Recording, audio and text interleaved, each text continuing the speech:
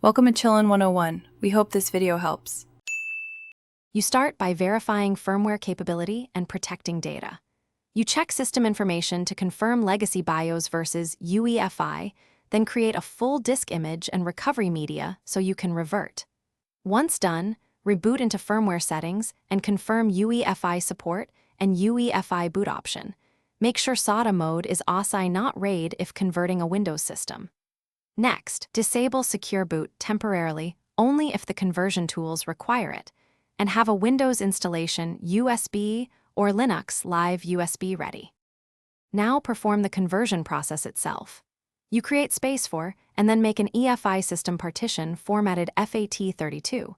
If you're on Windows, run mbr2gpt with /validate and /convert from WinPE or elevated command prompt to rewrite the disk layout safely.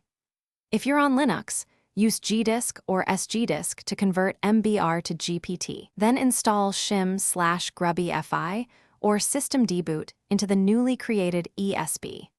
Make sure partition, GUID, and mount points are finished by switching firmware to Uefi boot mode and adjusting the boot order so the new EFI entry starts first.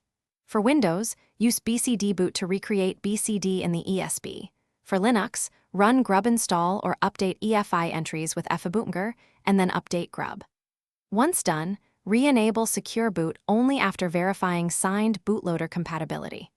If the system doesn't boot, use the Rescue USB to repair the ESB or restore your disk image. This single troubleshooting tip prevents permanent data loss.